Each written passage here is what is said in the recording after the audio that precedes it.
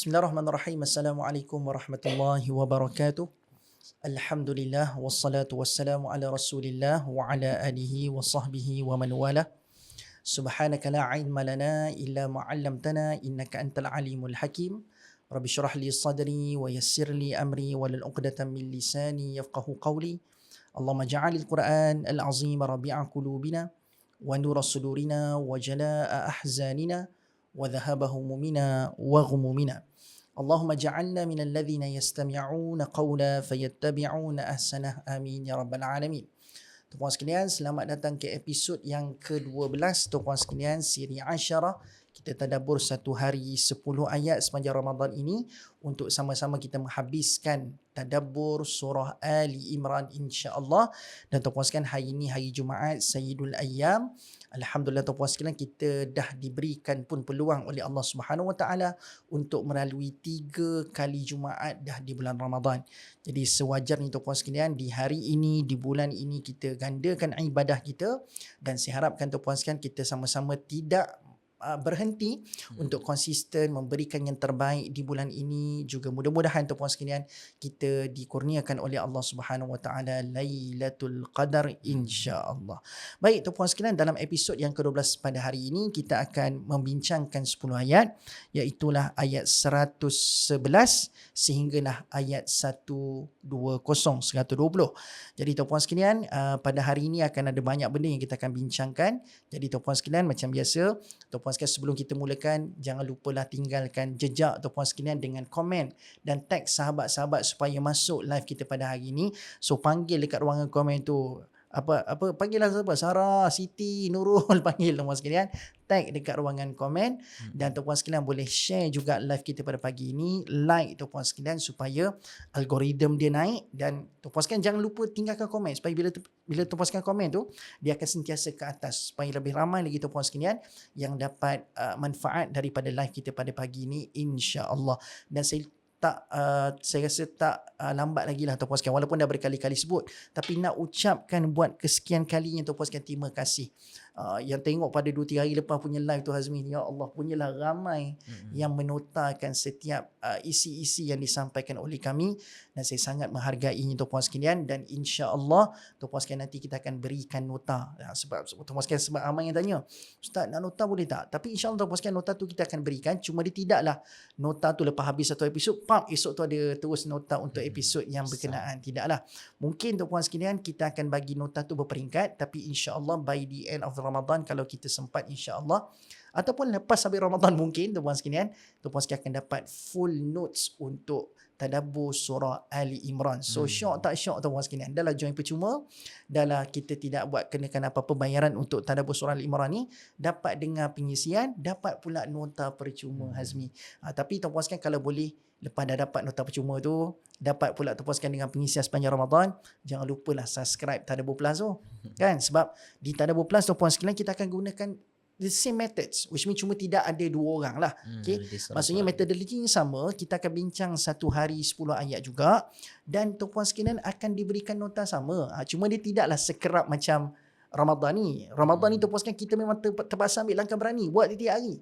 Ikutkan tuan-puan sekalian, kalau ikut modul yang ada dekat Tadabbur Plus, Asyarah ini 3 kali seminggu je. Kan? Isnin, Rabu, Jumaat. Kita je Ramadan ni sebab nak habiskan 200 ayat Ali Imran tuan-puan sekalian, yang tu kita duk pulun Isnin Jumaat tu. Jadi tuan-puan sekalian, kalau nak follow dengan lebih tenang, nak mulakan daripada Al-Fatihah dan bergerak ke Al-Baqarah sehinggalah habis Al-Quran, yakni surah An-Nas, tuan-puan sekalian boleh langgan Tadabbur Plus. Masih lagi tuan-puan sekalian kita buka peluang untuk menikmati harga RM25 sebulan dan RM250 setahun. Masih lagi harga promo 50% dan 60% tuan-puan sekalian. Jadi sama, dapat nota juga sekali pada setiap episod. Jadi boleh langgan sekarang tuan-puan sekalian. Download apps. Kalau rasa payah benar, tuan-puan sekalian contact je 011 6500 4617. Punyalah dah hafal nombor tu sampai dah boleh 6500 lah, tak sebut 6500. Jadi tuan-puan sekalian, alhamdulillah saya nampak dah mula ramai memenuhi live kita pada pagi ini insya-Allah. Jadi tanpa buang masa, kita mulakan tadabbur ayat 111 surah Ali Imran yang dimulakan dengan bacaan daripada Hazmi dan tadabburnya sekali insya-Allah. أعوذ بالله من الشيطان الرجيم. بسم الله الرحمن الرحيم. لن يضروكم إلا أذى وإن يقاتلوكم يولوكم الأدبار ثم لا ينصرون. Mereka kaum Yahudi dan Nasrani tidak sekali-kali akan membahayakan kamu kecuali menyakiti perasaan kamu dengan ejekan dan tuduhan yang tidak berasas, dan jika mereka memerangi kamu, mereka akan berpaling, lari membelakangkan kamu, kalah dengan sehina-hinanya, sesudah itu mereka tidak akan mencapai kemenangan. Baik, kalau kita lihat pada ayat ini, ayat ini adalah satu bentuk ayat yang sangat-sangat penting untuk kita tanam dalam diri kita, iaitu ayat yang menceritakan tentang antara cabaran, bukan sekadar cabaran Nabi sallallahu alaihi wasallam juga para sahabat, tetapi juga cabaran kepada umat Islam sehingga sekarang.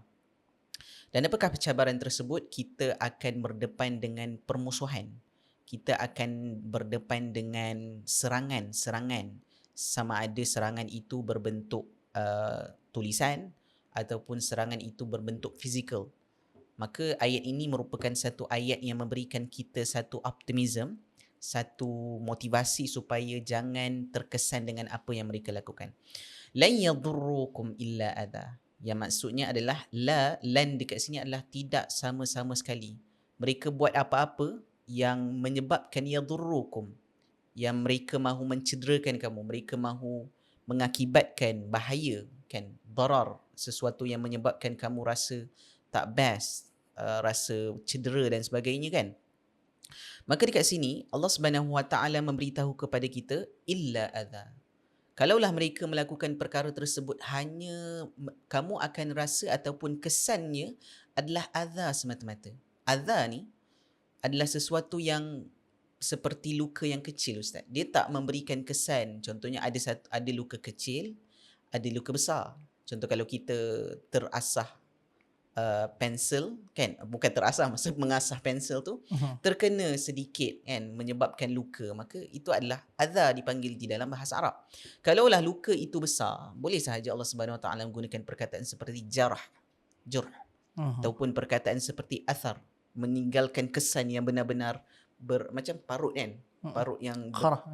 qarh, kan, asabahumul qarh. Banyak lagi perkataan dalam Al-Quran, tapi kat sini menunjukkan bahawasanya mereka lakukan apa-apa sahaja, sama ada perancangan itu mereka merancang secara rapi ataupun mereka melakukan perkara yang menyebabkan kamu tercedera, tetapi cedera itu ataupun kesan kepada kamu sebenarnya, kalau kamu benar-benar beriman, hanyalah adha, bukanlah kesan yang besar, tetapi ia adalah kesan yang sangat kecil.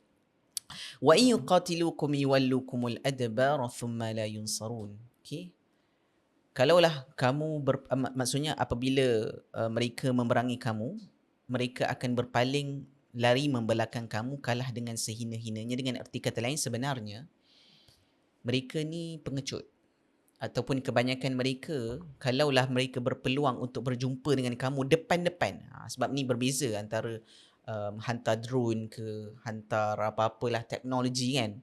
Tapi kalau berdepan dengan kamu, mereka tak berani, kerana mereka akan nampak betapa beraninya, disebabkan keimanan, disebabkan ada ketakwaan dalam diri seorang mukmin tu, maka seorang mukmin tu tidak akan gerun kepada pihak musuh. Dan ayat ni secara tidak langsung merupakan salah satu sebelum Uhud lah. Kita akan bertemu dengan, selain daripada Badar, kita akan jumpa dengan ayat-ayat berkaitan dengan Uhud juga. Maka ini juga merupakan ayat yang sebelum Uhud untuk menaikkan semangat umat Islam pada waktu itu, yang juga akhirnya akan bertemu dengan bukan sekadar Quraisy, tetapi bertemu dengan Nasrani, bertemu dengan Yahudi dan sebagainya, kan. So ini secara umumnya adalah satu ayat yang memberikan motivasi kepada kita bahawasanya sebenarnya musuh sangat takut kepada kita disebabkan keberanian kita. Dan ayat yang terakhir sekali adalah thumma la tunsarun. Kemudian sesudah itu mereka tidak akan mencapai kemenangan. Apa maksudnya? Maksudnya dekat sini, apabila Allah Subhanahu Wa Taala menggunakan perkataan yunsarun dalam bentuk yang pasif, Dengan erti kata lain, apa-apa usaha untuk menjatuhkan kamu, apa-apa usaha untuk membunuh ataupun menjatuhkan Islam itu sendiri tidak akan berlaku. Kerana apa? Yunsarun dekat sini mereka cuba sedaya upaya, passively Allah tak akan benarkan. Kerana kita tahu di dalam Al-Quran sendiri memberitahu kepada kita, ala inna nasrallahi qarib. Allah Subhanahu Wa Taala sentiasa menggunakan perkataan nasrullah, nasrullah. Menunjukkan apa? Kemenangan yang sebenar bukan datang daripada musuh.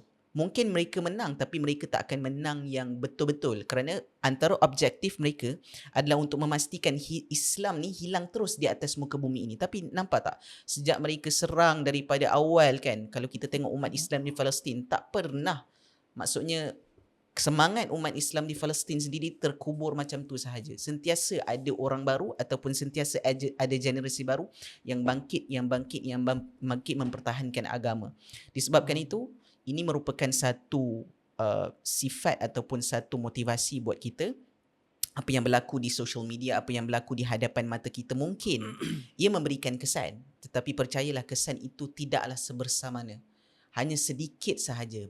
Kerana umat Islam ataupun orang beriman, dia akan sentiasa percaya bahawasanya akhirnya kata-kata ataupun apa yang mereka lakukan tidak akan memberikan sesuatu yang besar, tetapi yang lebih besar adalah apabila Allah Subhanahu Wa Taala memberikan kekuatan untuk kita lihat bahawasanya akhirnya kemenangan dan juga hakikat kemenangan yang kita akan capai hanya datang daripada Allah Subhanahu Wa Taala. Maka ini merupakan ayat penting pada, lagi-lagi pada bulan Ramadan, kita sentiasa mendoakan keselamatan dan juga keamanan di negara Islam terutamanya ataupun umat Islam itu sendiri. Moga-moga Allah Subhanahu Wa Taala memberikan kemenangan kepada kita semua, insya-Allah. Okey, itu adalah ayat ke-111 secara ringkas. Baik, Alhamdulillah tuan-puan sekalian, kita telah pun mendengar tadabbur untuk ayat 111. Jadi sekarang ni tuan-puan sekalian, kita terus bergerak pada ayat 112. Tuan-puan sekalian. A'udzu billahi minasy syaithanir rajim. ضربت عليهم الذلة أينما ثقفوا إلا بحبل من الله وحبل من الناس وباءوا بغضب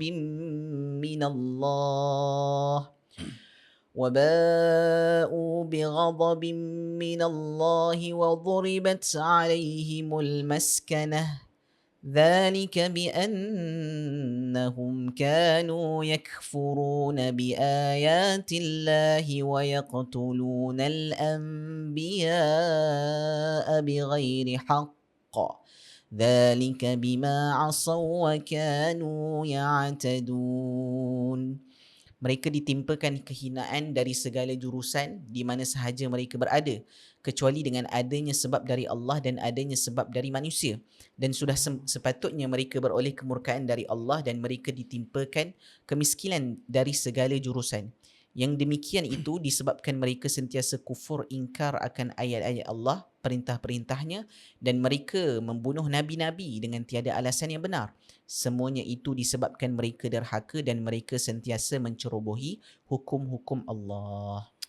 Baik, tuan-tuan dan puan-puan sekalian, ayat 112 ini, kalau kita cermati, ayat ini memberikan kepada kita satu pengajaran besar bahawasanya jangan kita normalisasikan kezaliman yang kita nampak kecil.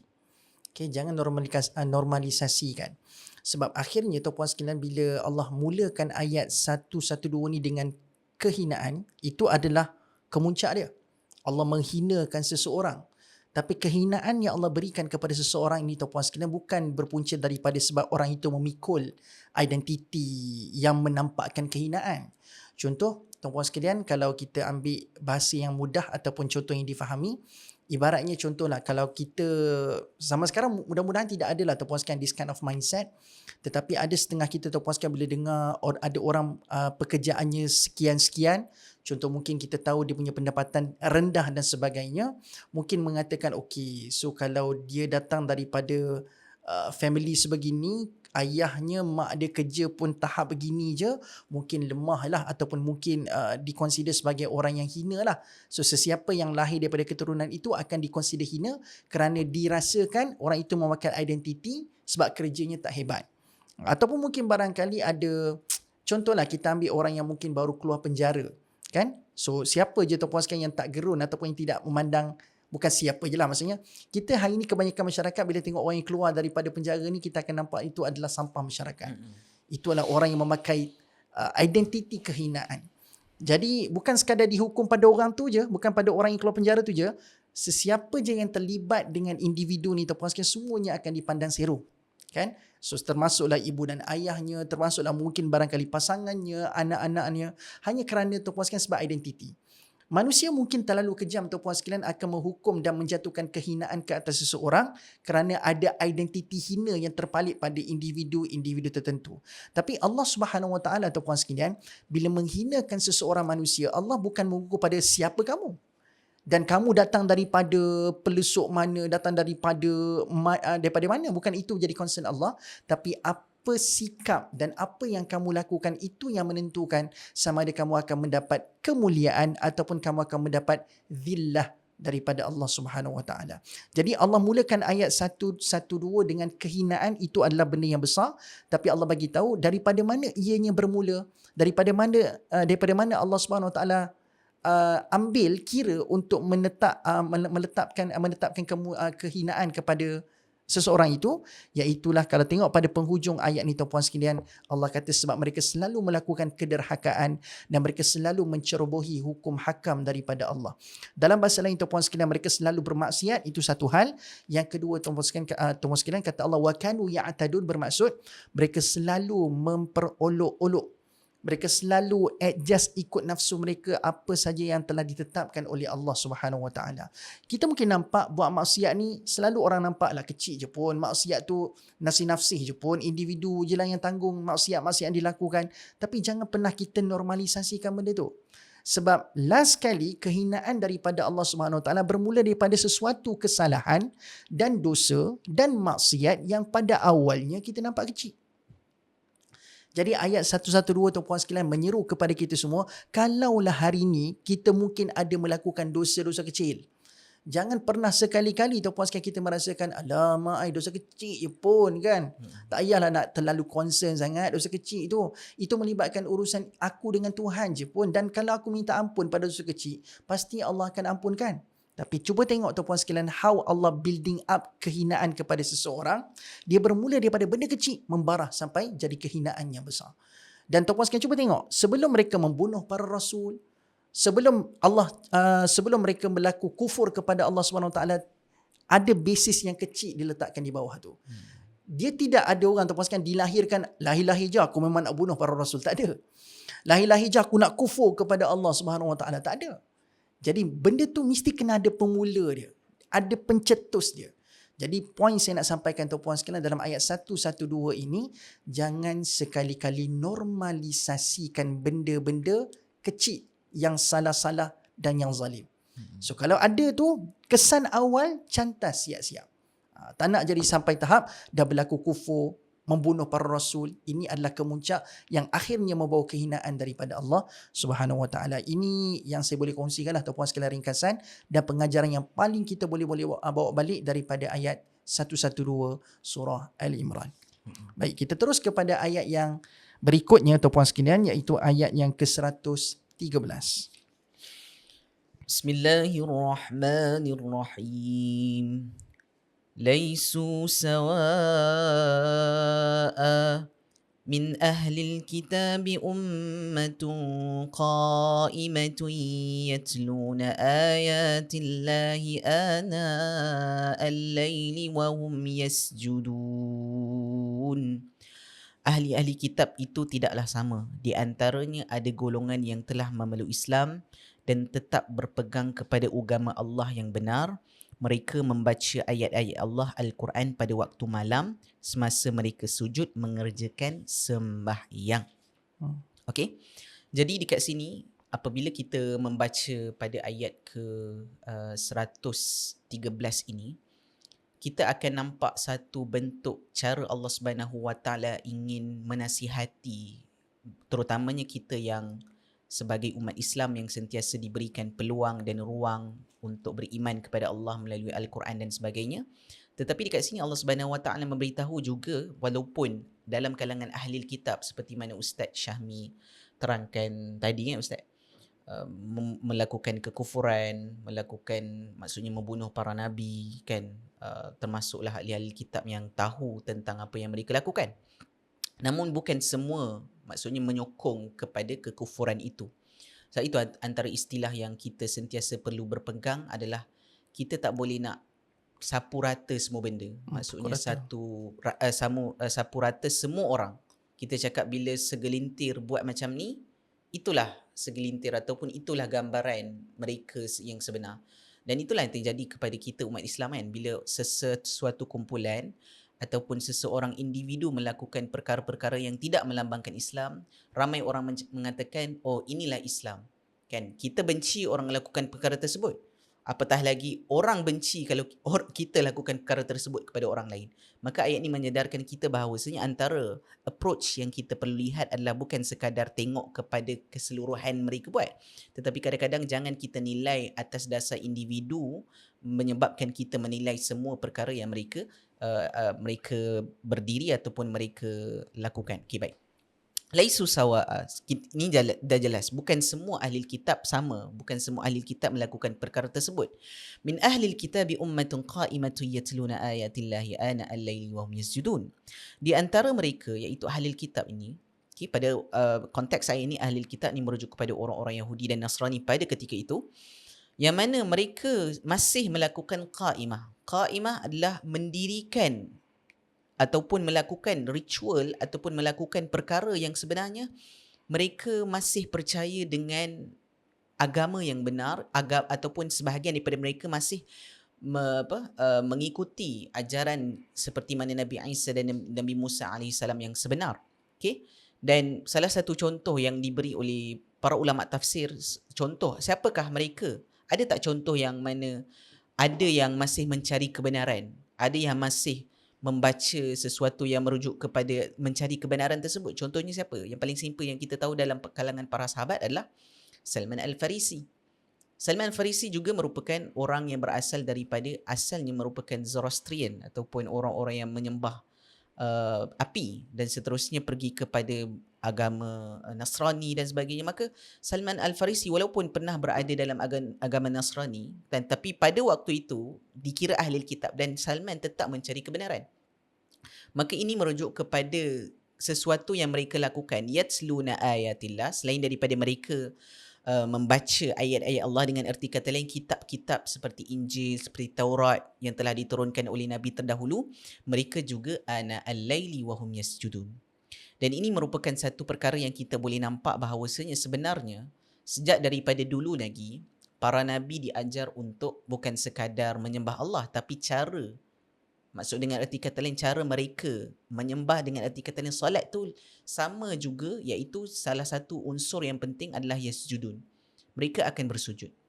Sebab tu dalam ketika mana antara perlakuan Maryam kan, usjudi warka'i warka'i ke usjudi? Warka'u ma'ar raki'in. Satu lagi, usjudi warka'i. Ada tak ayat tu Ustaz? Ada kan? Maryam melakukan. So dengan erti kata lain, sebenarnya mereka memang sujud dan rukuk kan. So dengan melihat ayat ini, antara ayat ataupun antara pengajaran yang penting bagi kita semua adalah, saya nak highlight perkataan al-laili dekat sini Ustaz. Sebab al-laili merujuk kepada perbuatan yang dilakukan pada waktu malam. Dan waktu malam biasanya disinonimkan dengan waktu yang gelap, waktu orang tak nampak. So begitu juga dengan kita semuanya tak boleh nampak semua apa yang orang lakukan. So apabila orang sedang berubah, apabila orang sedang mencari kebenaran, kita jangan cakap kau ni takkan diterima oleh Tuhan. Kau ni tak akan diterima oleh maksudnya amalan yang kamu lakukan ni sia-sia sahaja. Tapi sebenarnya dekat sini dia merujuk kepada kita sentiasa berada dalam kegelapan apa orang lain buat. Dengan erti kata lain, kita tak nampak sebenarnya Allah Subhanahu Wa Taala sedang mengiktiraf apa yang dilakukan. Dengan erti kata lain, setiap usaha, setiap usaha untuk mencari kebenaran itu adalah sesuatu yang sangat-sangat bernilai di sisi Allah Subhanahu Wa Taala. Sampai Allah Subhanahu Wa Taala sendiri mengiktiraf mereka melakukan perkara tersebut. Kita kadang-kadang bila orang nak berubah saja kita akan potong terus. Kita akan cakap engkau tak akan diterima ataupun taubat kamu tidak akan terima kan. Islam tak akan terima kamu. So ini adalah sesuatu yang kita boleh belajar daripada ayat ini kerana antara tugas kita adalah untuk ya'muruna bil ma'ruf. Kita mengajak orang kepada kebaikan ataupun sesuatu yang orang tahu baik. Maka salah satu perkara yang kita kena ada dalam diri kita, cara untuk kita nak nampakkan kebaikan tersebut adalah jangan pukul rata semua orang. Berilah manusia untuk berubah, berilah manusia untuk dekatkan diri kepada Tuhan, kerana kita bukan malaikat untuk melihat segala perkara, kerana kita merupakan hamba Allah Subhanahu Wa Taala yang tidak ada apa-apa yang penting di sisi manusia lain. Hanya Allah Subhanahu Wa Taala tahu apa yang kita amalkan. Wallahu alam. Itu adalah ayat ke-113. Baik, Tuan sekalian, alhamdulillah. Ayat 113 ni Azmi, kalau saya tengok dia lebih kepada bukti Allah tu sangat generous kepada hamba-hamba dia. Betul. Kalau tuan-puan sekalian perasan lah, kalau masih ingat lagi along the way kita punya episod-episod sebelum ni tuan-puan sekalian, kita dapati banyak sangat cerita yang macam kurang sedap didengari di telinga tentang ahli kitab ni. Betul tak betul tuan-puan sekalian? Sampai saya rasa kalau anda betul-betul follow lah tuan-puan sekalian siri Asyarah ni, tuan-puan sekalian akan dengar episod sebelum ni banyak cerita benda yang tak baik pasal ahli kitab lah, pasal orang Yahudi lah, Nasrani, tuan-puan sekalian. Semua hak tak baik lah, cerita benda-benda yang tak baik. Tapi tiba-tiba tuan-puan sekalian, beberapa ayat juga dalam surah yang sama, Allah tidak membiarkan kita terus ada bad perception about ahli kitab. Tapi tiba-tiba ada beberapa ayat tuan-puan sekalian yang membela mereka. Bahkan Allah bagi tahu dalam ayat tadi 113, memang obvious Allah kata, bukan Allah berkata macam tu, laisu sawa. Bukan semua orang macam tu. Tak semua ahli kitab macam tu. Bahkan Allah menyebutkan amalan-amalan yang kuat tinggi value-nya. Bukannya amalan-amalan yang cikai ni. Contoh macam disebutkan dalam ayat ni, membaca ayat-ayat Allah pada waktu malam. Kita pun tuan-puan sekalian, bangun malam tu macam bulan puasa ni, bangun malam kita nak sahur saja. Kan? Nak fokus, nak penuhkan perut. Tapi Allah sebut amalan yang kuat tinggi tuan-puan sekalian. Ini satu benda yang nak dikatakan tuan-puan sekalian. Cantik Azmi punya konklusi tadi, jangan pukul rata. Okey, baik. Kita nak sambung lagi tuan-puan sekalian ayat 114, yang mana ayat 114 ni Allah sambung lagi cerita kebaikan ahli kitab ni tuan-puan sekalian, yang sebahagian tu tadi tu. So maksudnya tak cukup satu ayat ni, ada lagi ayat lain Allah Subhanahu Wa Taala bercerita pasal kebaikan mereka. Dan kita teruskan ni 114 surah Ali Imran. Bismillahirrahmanirrahim.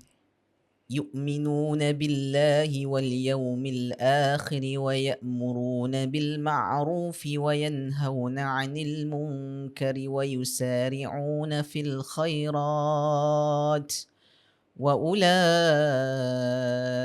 من الصالحين. Mereka beriman kepada Allah dan hari akhirat dan menyuruh berbuat segala perkara yang baik dan melarang daripada segala perkara yang salah, buruk dan keji, dan mereka pula segera pada mengerjakan berbagai-bagai kebajikan.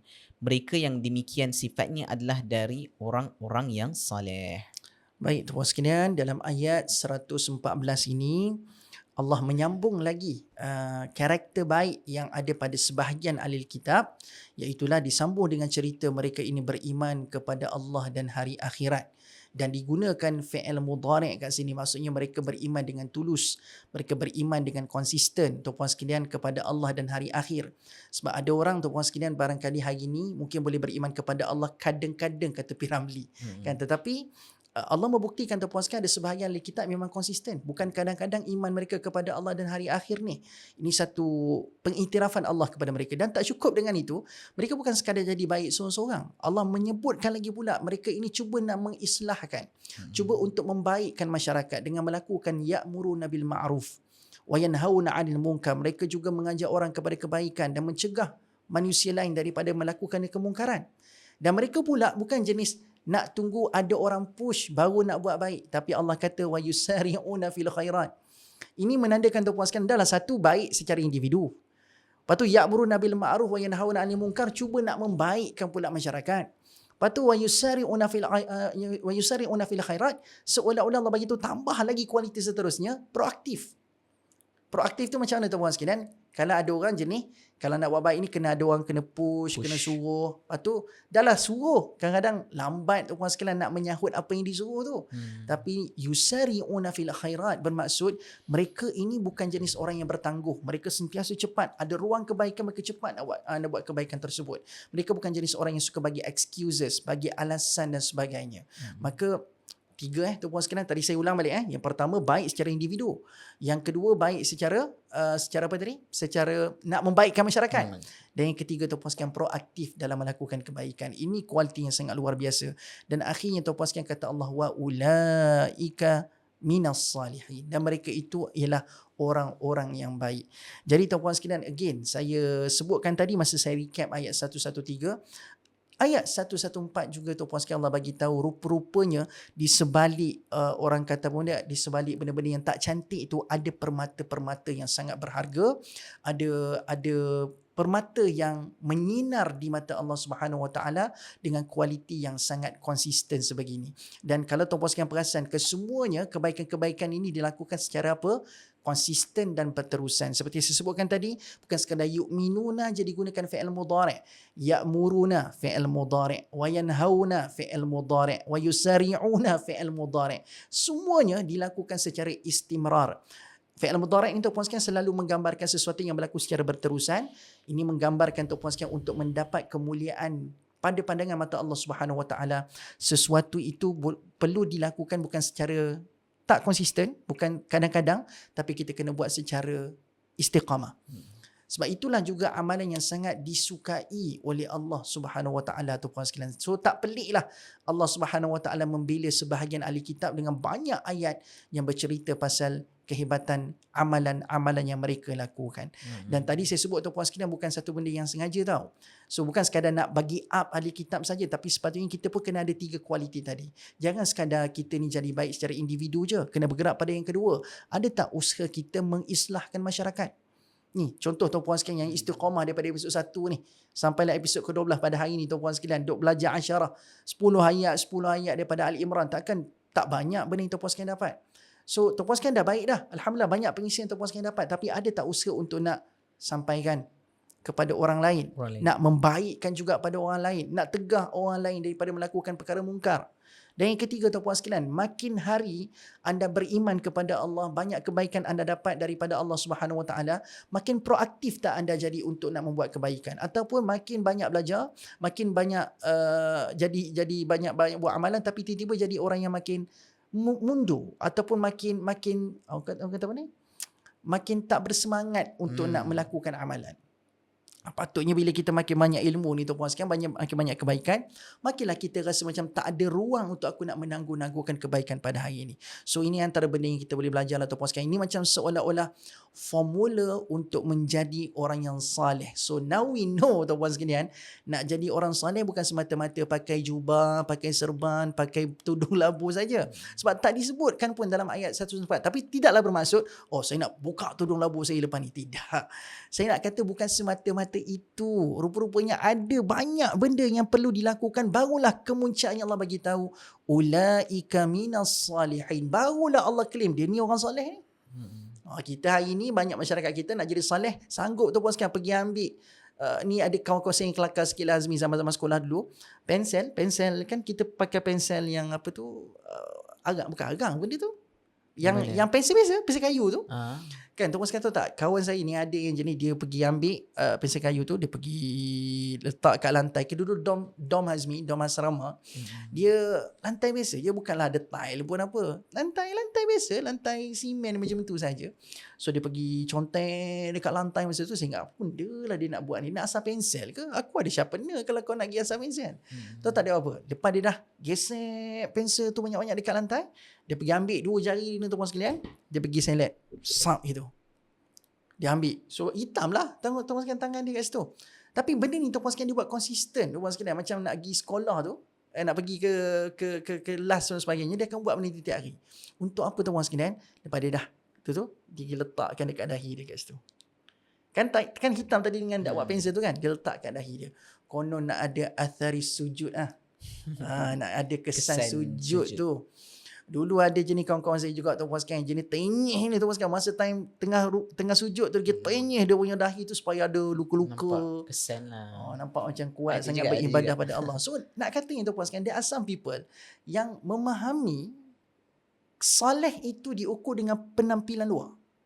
Kena pakai baju yang nampakkan islamiknya, kena semata-mata itu. Semata-mata itu. Tetapi tuan-puan sekalian, Allah bagi tahu tak. Kalau kamu ada perwatakan yang nampak warak di luar sekalipun, kamu ada pemakaian yang warak sekalipun dekat luar, tapi kalau kamu tidak konsisten beriman. Ingat the key is consistent. Fi'il mudhari' tadi saya kongsikan pada tuan-puan sekalian. Selagi tak konsisten beriman kepada Allah dan hari akhir, selagi tak konsisten ajak orang kepada perkara ma'ruf, dan selagi tak konsisten nak tegah orang daripada perkara mungkar, dan selagi tak konsisten bersegera untuk melakukan kebaikan, tak soleh lagi pada pandangan mata Allah Subhanahu wa ta'ala. So it's a big call for us tuan-puan sekalian, dan ini juga secara penutup tuan-puan sekalian untuk ayat 114 ni, ini juga panggilan kepada kita semua. Takkan nak jadi baik time Ramadan saja, kan? Takkan time Ramadan ni je terpaling warak kita jadi, tapi lepas habis Ramadan macam mana kita? So ini panggilan untuk jadi saleh dan juga panggilan untuk istiqamah. Jadi alhamdulillah tuan-puan sekalian, itulah sedikit tadabbur untuk ayat 114. Sekarang kita beralih ke ayat yang seterusnya sebelum kita berhenti rehat, ayat 115. Bismillahirrahmanirrahim. وَمَا يَفْعَلُوا مِنْ خَيْرٍ فَلَنْ يُكْفَرُوهُ وَاللَّهُ عَلِيمٌ بِالْمُتَّقِينَ. Dan apa sahaja kebajikan yang mereka kerjakan, maka mereka tidak sekali-kali akan diingkari atau disekat dari mendapat pahalanya. Dan ingatlah, Allah sentiasa mengetahui akan keadaan orang-orang yang bertakwa. Baik. Kalau kita perhatikan betul-betul antara intipati sebenar pengajaran yang kita boleh dapat bukan sekadar daripada ayat ke-115, tetapi sejak daripada ayat ke-113, 114, kan, bagaimana Allah Subhanahu Wa Taala memberikan kita gambaran bahawa ada dalam kalangan ahli kitab yang sebenarnya masih beriman dan sebenarnya masih mencari kebenaran dan melakukan perkara-perkara yang seperti mana Allah Subhanahu Wa Taala menyuruh kepada nabi-nabi yang terdahulu, begitu juga mereka masih mengamalkan perkara tersebut, iaitu bukan sekadar baca ayat Allah, sujud, tetapi mereka melakukan perkara yang bukan satu perkara yang yang tidak boleh dilakukan oleh mereka, iaitu ya'muruna bil ma'ruf wa yanhauna 'anil munkar wa yusari'una fil khairat. Dan seterusnya, wama yaf'alu min khairin falan yukfaru. Apa-apa yang mereka lakukan itu falan yukfaru, terutamanya daripada sudut kebaikan, falan yukfaru, tidak akan dikuburkan ataupun tidak akan ditutup. Dengan erti kata lain, pahala mereka itu di sisi Allah Subhanahu Wa Taala, wallahu alam, hanya Allah Subhanahu Wa Taala yang mengetahui, diterima oleh Allah Subhanahu Wa Taala. Dan Allah Subhanahu Wa Taala akhiri dengan wallahu alimun bil muttaqin, sesungguhnya Allah sahaja mengetahui akan keadaan orang-orang yang bertakwa. Okay. Ayat ini ada satu tadabbur dan pengajaran yang penting, bahawasanya ada satu seni yang kita kena kuasai, Ustaz, sebagai umat Islam ataupun sebagai orang beriman, lagi-lagi pada bulan Ramadan, iaitu the art of letting God. Dia bukan the art of letting go, tapi the art of letting God. Kerana apa? Kerana kita ini terkadang berasa sangat-sangat suci. Ataupun dengan erti kata lain, bila mana mungkin kita dah tahu tentang beberapa perkara di dalam agama, kan, kita terus menjadi orang yang cepat menghukum. Orang ni confirm takkan selama-lamanya diterima oleh Allah Subhanahu Wa Taala. Sedangkan dalam ayat ni jelas bahawasanya Allah Subhanahu Wa Taala, hanya Allah tahu apa yang berada dalam hati ataupun berada dalam diri manusia itu sendiri. Sebab itu, kalau kita nak tahu, selain daripada ayat sebelum menceritakan tentang salihin, Allah membangkitkan kembali satu kualiti yang bukan sekadar kita perlu ada, tetapi kualiti yang kita tak nampak, iaitu orang-orang yang bertakwa. Sebab macam seperti mana Ustaz kupas tadi, untuk menjadi orang yang bertakwa, dia tak semestinya kita nampak secara zahir, maksudnya pemakaian semata-mata, tetapi kita akan nampak dekat sini kualiti orang bertakwa hanya Allah Subhanahu Wa Taala yang tahu. So dengan erti kata lain, Allah mengajar kepada kita untuk menjadi umat yang menyeru dan umat yang berdakwah, bukanlah umat yang menghukum. Kerana hukuman yang sebenar hanya datang daripada Allah Subhanahu Wa Taala. So dengan erti kata lain, ayat ini juga mengajar kita untuk be optimist. Orang boleh berubah. Yang pertama.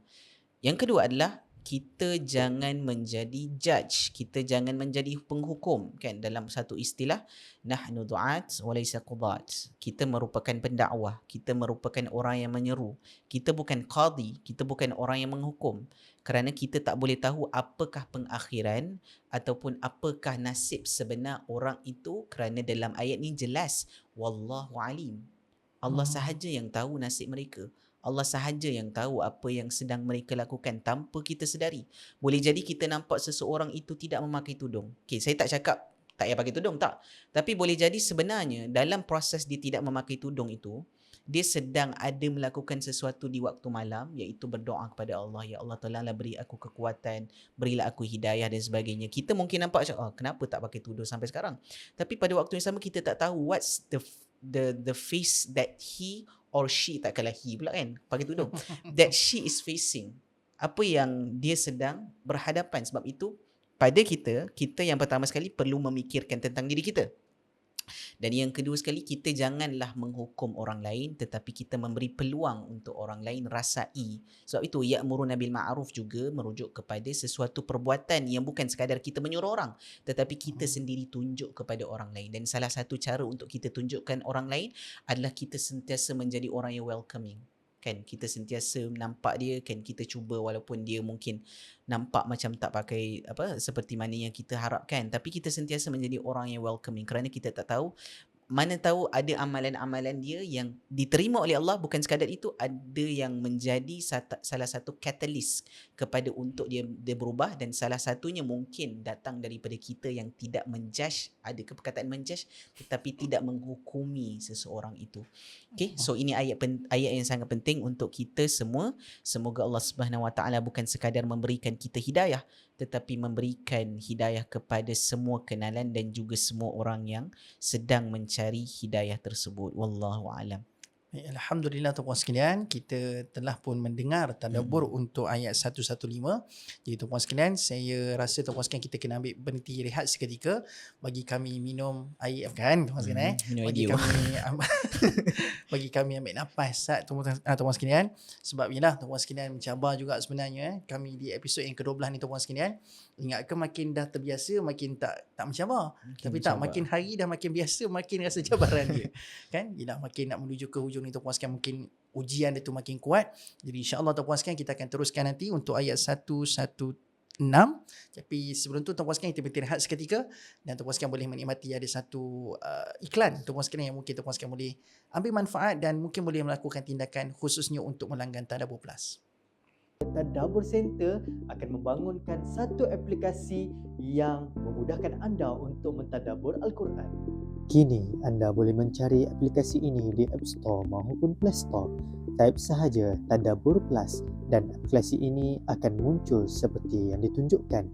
Aplikasi ini menghimpunkan pelbagai video tadabbur dan kelas Al-Quran yang disusun secara teratur dan mudah diikuti. Dibangunkan oleh Tadabbur Center. Tadabbur Plus memberi ruang untuk anda belajar dengan lebih mendalam mengikut masa dan keselesaan sendiri. Semua kandungan akan dikemas kini secara berkala agar perjalanan tadabbur akan sentiasa berterusan. Tadabbur Plus, satu langkah kecil untuk lebih dekat dengan Al-Quran.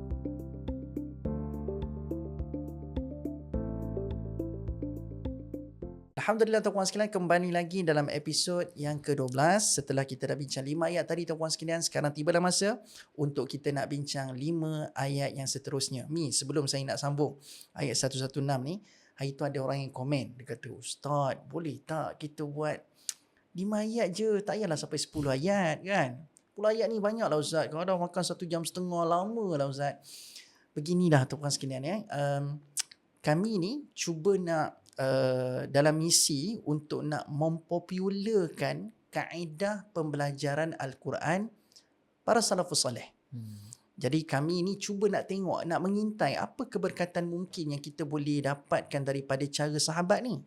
Kan? Jadi bagi saya tuan-puan sekalian, kita kena try dan kita kena cuba. Sebab sebelum ni pun Hazmi, kalau kita buat satu ayat sekalipun orang kata, "Ui, lama sangat lah." Lama. Satu ayat pun kadang-kadang ada orang kata terlalu lama. Dan bila kata, kita nak pergi satu ayat tu nak habiskan 6,236 ayat. Dia kata, sampai bila Ustaz nak habis kalau buat satu ayat? Ni sebab itulah tuan-puan sekalian, kita nampak dengan kita buat unjuran, rasa-rasanya kalau seminggu 3 kelas kita buat di Tadabbur Plus tuan-puan sekalian, satu hari 10 satu sesi tu 10 ayat, kita boleh habiskan lebih kurang dalam plus minus 3 tahun lebih. So kalau nak compare dengan satu sesi tu satu ayat, mungkin barangkali tak tahulah berpuluh tahun kot tuan-puan sekalian kita nak kena habis. Mungkin 10 tahun lebih baru kita dapat habiskan tuan-puan sekalian. Jadi mungkin lebih 10 tahun pun baru dapat habiskan tadabbur untuk kesemua ayat. So why not tuan-puan sekalian, sebelum kita pergi yang lebih deep satu-satu ayat, kita ambil pendekatan yang sudah ada pun sahabat suggest kepada kita mendekati ayat Al-Quran. Bukanlah dia suggest, sebab dia buat benda tu. Jadi para sahabat ni adalah generasi yang terbaik. Khairukum qarnin thumma yalunakum thumma yalunakum. Nabi kata sebaik-baik kurun adalah kurunku, dan kurun selepas itu adalah kurun yang mendekati yang terbaik. Dan selepasnya. So generasi yang hebat ini seperti para sahabat, kita nak tiru cara mereka berinteraksi dengan Al-Quran. So that's why lah Tadabbur Center buat 10 ayat ni. Dia bukan sebab nafsu saya dan Hazmi rasa macam kami nak bagi henyak semua pendengar-pendengar, nak bagi tadabbur 10 ayat, bagi letih, bagi brain gym. Tidak. Kita buat ni ada basis. Kita nak mempopularkan, memperkenalkan kaedah ini. Okay, so fasa Quran tuan-puan sekalian. Kalau ikut nafsu kami, satu ayat cukup, 5 ayat dah, okay, habis. Balik. Tutup lah, Satu ayat habis. pun dah sejam setengah mungkin. Satu ayat pun 1 jam setengah mungkin. Kan? Tapi tuan-puan sekalian, kita cuba nak cari keberkatan daripada cara para salafus salih mendekati dan berinteraksi dengan Al-Quran. So that's why lah terhasilnya siri Asyarah yang kita lancarkan sepanjang Ramadan ni. Boleh kan tuan-tuan sekalian? Okey, baik, tak nak panjang cerita. Patutnya benda ni yelah, sebab nampak di awal tu macam sambutannya luar biasa, tapi di tengah-tengah tu kata, "Ustaz, letih lah, 5 ayat cukup lah." gitu kan. Tapi tak apalah tuan-tuan sekalian. Inilah namanya lumrah belajar. Kalau tak letih tu tak lama belajar tu namanya. So kita memang kena hadapi letih macam kami tengah letih menyampaikan sekarang ni. Baik tuan-tuan sekalian, jom kita teruskan untuk ayat 116 sekarang ni insya-Allah. Okey, ni teruskan. Bismillahirrahmanirrahim. Innal ladzina kafaru lan tughni anhum amwaluhum wala auladuhum minallahi syai'a wa ulaika ashabun nar hum fiha khalidun. Sesungguhnya orang-orang yang kafir, harta benda mereka dan anak-anak mereka tidak sekali-kali akan dapat menyelamatkan mereka dari azab Allah sedikit pun. Dan mereka itu ialah ahli neraka, mereka kekal di dalamnya. Okey, baik tuan-tuan sekalian, dalam ayat 116 ini Allah kembali bercerita berkenaan dengan orang-orang kafir. Kalau ikut 115 tadi, orang kafir kami? Orang-orang bukan ahli orang kitab, masih lagi membuat kebaikan lah. Apa saja kebaikan mereka dapat layak, dapat balasan yang baik daripada Allah Subhanahu Wa Taala. Tapi sekarang ni 116 Allah kembali bercerita pasal orang kafir. Dan Allah sebut innal ladzina kafaru lan tughniya anhum amwaluhum wala auladuhum. Maksudnya Allah bagi tahu harta benda dan anak pinak tidak akan boleh memberikan kepada mereka kecukupan dekat akhirat nanti. Bahkan mereka ni kata Allah akan termasuk dalam kalangan orang-orang yang masuk dalam neraka dan mereka akan kekal di dalamnya sampai bila-bila. Baik, saya rasa ayat ini adalah ayat yang familiar dan banyak kali juga diperkenalkan dan disebut-sebut berulang-ulang kali dalam Al-Quran.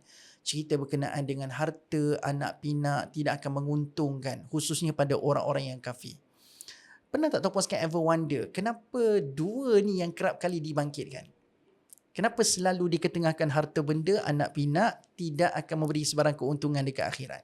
Sedangkan ada banyak lagi benda-benda lain yang boleh manusia relate. Contoh, kalau nak harta tu ambil spesifik, tidak ada kenderaan ataupun kereta, jenama-jenama kereta yang mahal itu yang boleh memberi keuntungan. Kan? Kenderaan mungkin, pengangkutan mungkin, tidak ada makanan mungkin, kan?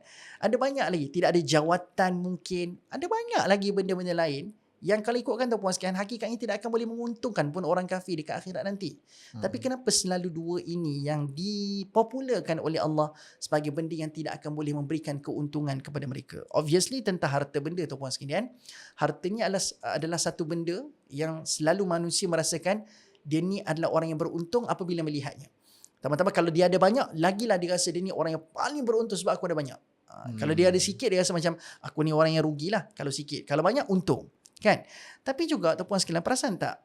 Kenapa harta juga yang selalu dibangkitkan oleh Allah sebagai benda yang menjadi benda yang dirasakan selalu mereka tak akan dapat keuntungan langsung dekat akhirat? Sebab pernah dengar tak hadis? Yang ni saya cuba relate dengan hadis yang saya rasa popular juga, hadis ini. Yang lepas mati anak Adam itu, terputuslah daripada mereka semua perkara kecuali 3 perkara.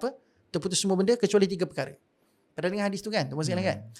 Yang pertama tuan-puan sekalian ialah sedekatun jariyah kan? Sedekah jariyah. Yang kedua ialah doa anak yang saleh. Yang ketiga ialah ilmu yang bermanfaat. Kalau tuan-puan sekalian tengok 3 benda ni tuan-puan sekalian, 2 daripada 3 benda yang takkan terputus untuk orang yang sudah meninggal dunia ada dekat dalam 2 yang disebutkan dalam ayat 116 ni. Betul tak tuan-puan sekalian? Harta benda kaitan dengan mana tuan-puan sekalian? Sedekatun jariyah. Kan? Anak pinak tuan-puan sekalian, dia dekat bahagian mana tuan-puan sekalian? Dekat doa anak yang saleh. Tapi tuan-puan sekalian, di saat mungkin dia merasakan, oh aku ni, yelah aku tak beriman, aku ni, mungkinlah kalau orang tu kufur, dia rasa macam aku ni kufur, tak ada masalah kot. Sebab aku kan ada harta benda. Tapi harta benda tak akan bagi manfaat dekat dia kalau dia ni kafir. Kalau dia banyak memberi sekalipun tuan-puan sekalian, tapi sebab dia kufur kepada Allah Subhanahu Wa Taala, benda yang sepatutnya memberikan keuntungan kepada dia, sebab tak terputus jariah tu kepada dia tuan-puan sekalian, tapi sebab dia kafir, tak dapat benda tu. Kena faham tuan-puan sekalian. Yang tak terputus itu yang akan sentiasa mengalir 3 benda yang dikatakan tak terputus tadi tuan-puan sekalian, sekiranya orang itu beriman. Kalau orang itu kafir tuan-puan sekalian, maka tidak akan memberikan apa-apa keuntungan. Sebab asasnya ialah, adakah kamu ini mempercayai Allah? Ataupun kamu menyekutukan dia?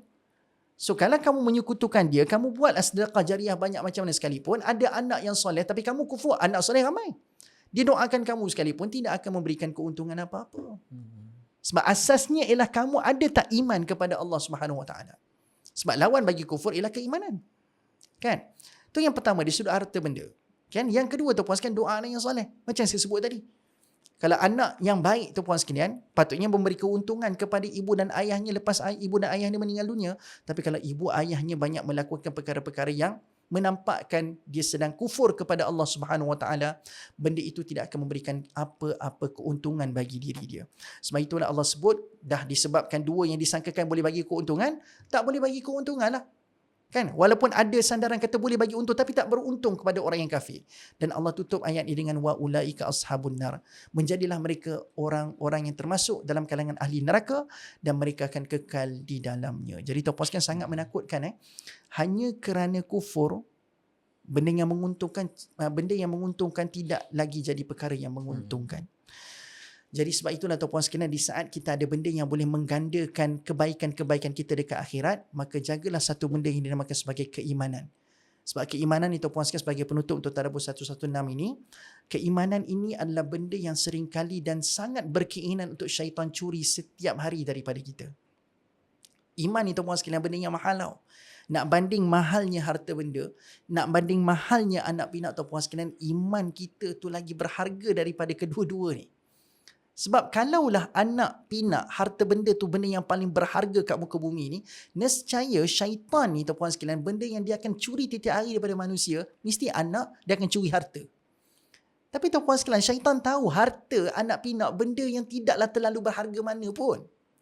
Yang paling berharga untuk manusia itu ialah keimanan. Sebab itulah syaitan setiap hari tanpa putus asa curi apa daripada kita? Curi keimanan. Jadi berdasarkan ayat 116 ini, Allah melaraskan balik kita punya kompas kehidupan.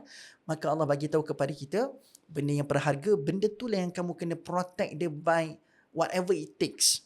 Apa benda yang mungkin berlaku dalam kehidupan kamu, iman tu perlu diperjuangkan dan dipertahankan dalam apa keadaan sekalipun. Sebab itulah kita dengar kisah Sumayyah, tuan-puan sekalian. Macam mana dia akhirnya syahid disebabkan mempertahankan keimanannya. Banyak individu dan figura-figura hebat tuan-puan sekalian diangkat sebagai tokoh yang hebat kerana bukan dia ada title, bukan ada jawatan. Walaupun dia orang biasa, tapi sebab kesetiaan dia kepada iman, maka diangkat sebagai hero sepanjang zaman. Seperti pemuda Al-Kahfi. Hidup dengan penuh keselesaan, tapi sebab keselesaan itu mencuri keimanan daripada diri dia, dia tinggalkan keselesaan itu tuan-puan sekalian. So sekuat itukah kita pada hari ini? Jadi tuan-puan sekalian, 116 muhasabah untuk kita memilih apa yang sebenar-benarnya untung untuk diri kita di dunia dan juga di akhirat. Okay, jadi tuan-puan sekalian, itulah sedikit tadabbur untuk 116 Al-Imran. Jadi tuan-puan sekalian, kita beralih ke ayat 117. Bismillahirrahmanirrahim. مثل ما ينفقون في هذه الحياة الدنيا كمثل ريح فيها صر أصابت حرث قوم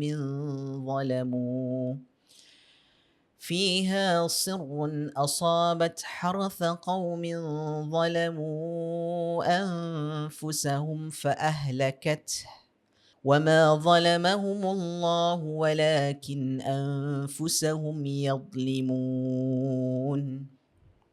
Bandingan apa yang mereka belanjakan dalam kehidupan di dunia ini sekalipun untuk amal-amal yang baik, samalah seperti angin yang membawa udara yang amat sejuk yang menimpa tanaman kaum yang menganiaya diri mereka sendiri lalu membinasakannya. Dan ingatlah, Allah tidak menganiaya mereka, tetapi merekalah yang menganiaya diri sendiri. Okey, baik. Ayat ni adalah satu ayat yang pada hari inilah, pada sesi kali ini, ayat favourite saya. Kan? Sebab satu, dia menjelaskan tentang, kalau kita tengok ayat sebelum tu, ayat yang Ustaz kupas, kepentingan untuk kita beriman, kerana iman merupakan salah satu cara untuk kita nak validkan semua perkara yang kita lakukan, terutamanya untuk mendapatkan kebaikan dan pahala, kan? Sebab tu orang beriman tidak pernah rugi. Apabila dia sabar, dia akan dapat pahala. Apabila diuji, dia dapat pahala. Apabila dia melakukan, dia akan dapat pahala. Maka antara salah satu perkara yang kita akan lakukan pada bulan Ramadan ini adalah kita sentiasa nak infak kepada orang, kan? Contohnya, masjid sentiasa membuka ruang untuk kita derma, masjid sentiasa membuka ruang untuk kita melakukan perkara-perkara yang memberikan kebaikan daripada kepada orang lain, sama ada daripada sudut harta ataupun daripada sudut ilmu kita dan sebagainya, kan? So banyak sangat peluang pada bulan Ramadan untuk kita menginfakkan segala perkara yang kita ada pada masa sekarang lah. Maka seterusnya, selain daripada infak itu memerlukan keimanan, pada waktu yang sama Allah Subhanahu Wa Taala menggambarkan satu seni di dalam Al-Quran yang kita panggil sebagai taswirul fanni, kan? Bagaimana Allah Subhanahu Wa Taala menggambarkan untuk kamu nak nampak jelas. Sebab macam kita nak explanation, apa contohnya, kan? Contohnya, biasanya ustaz-ustaz ataupun cikgu-cikgu akan memberikan analogi mudah. Maka Allah Subhanahu Wa Taala juga memberikan satu gambaran untuk kita mudah faham bagaimana sesuatu ibadah ataupun amalan tu, contohnya infak, boleh jadi tidak diterima. Dengan bagaimana mathalu ma yunfiquna fil hayatid dunya, mereka membelanjakan apa-apa pun, hatta perkara yang baik pun, kalau mereka lakukan untuk amal-amal yang baik pun, seperti kamathali rihin fiha sirrun asabat hartha qaumin zalamu anfusahum fa'ahlakat.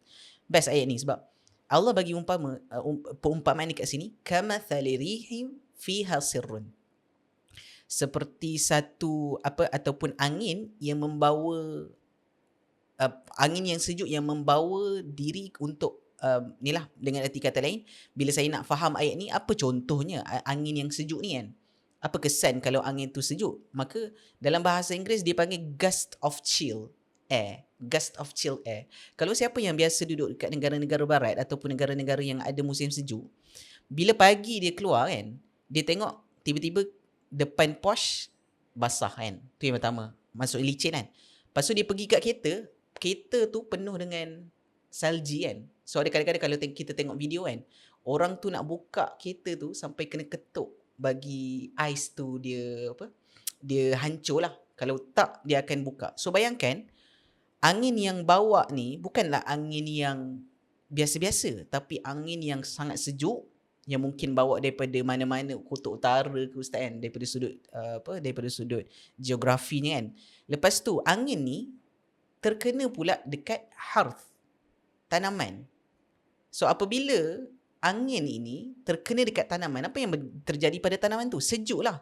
So bila tanaman itu sejuk, dan bukan sekadar sejuk pula. Bukan sekadar sejuk, tapi dia bila kita sentuh tanaman tu itu akan hancur disebabkan kesejukan kan. Bila tanaman tu sejuk, dia mudah untuk reput, dia mudah untuk hancur.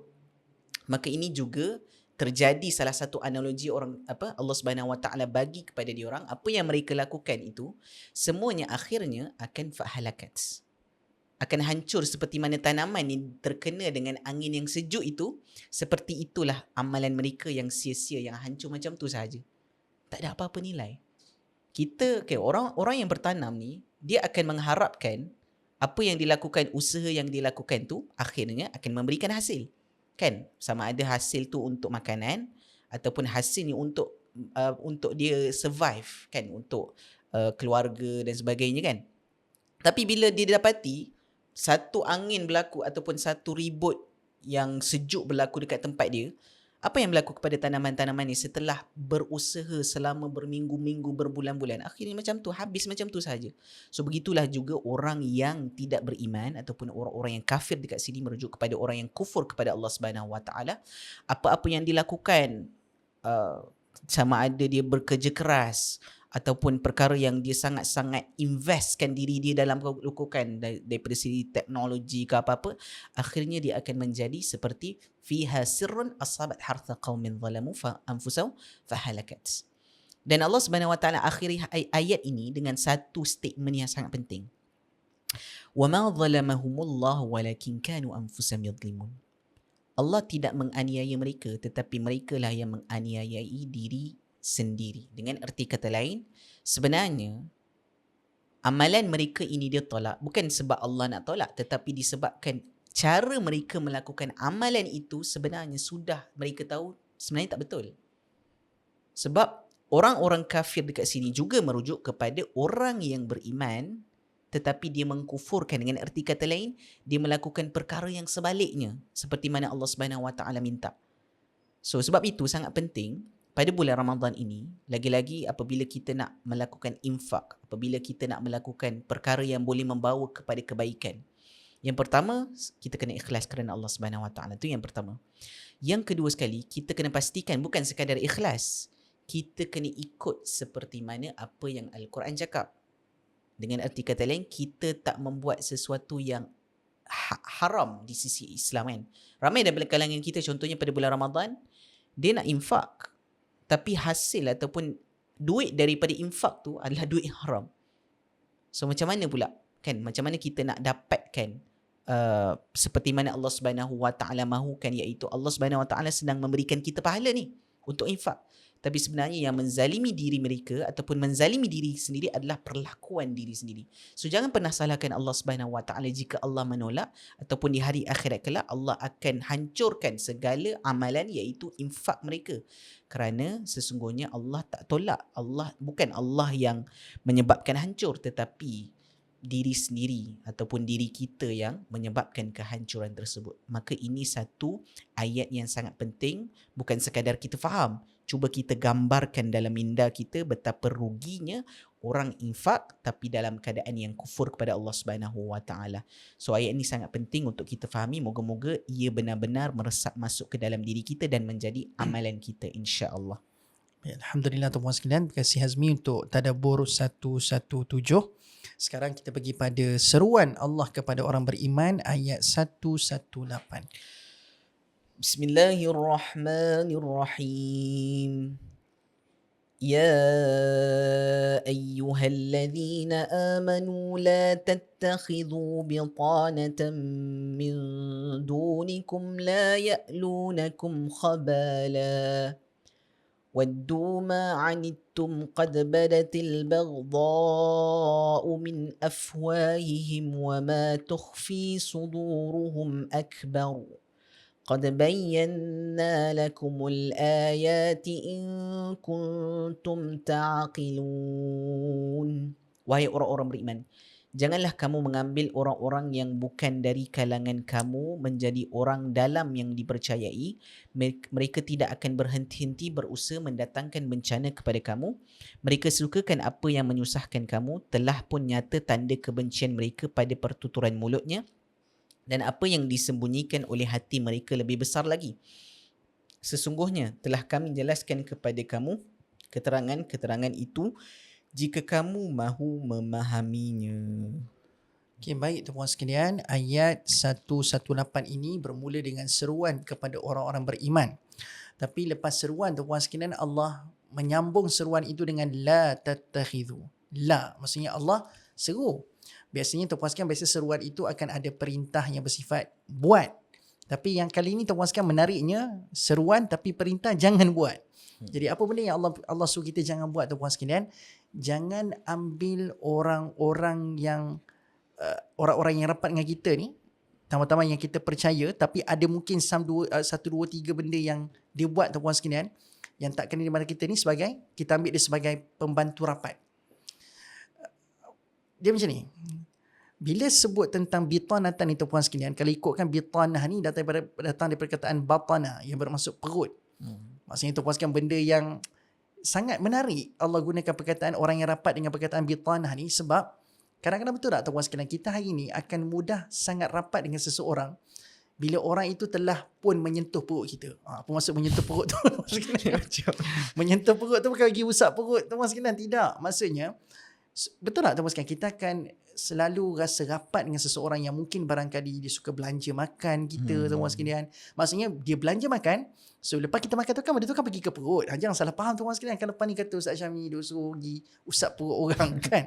Tapi maksudnya bila dah menyentuh perut tuan-puan sekalian, orang itu akan ada kecenderungan untuk nak rapat dengan seseorang.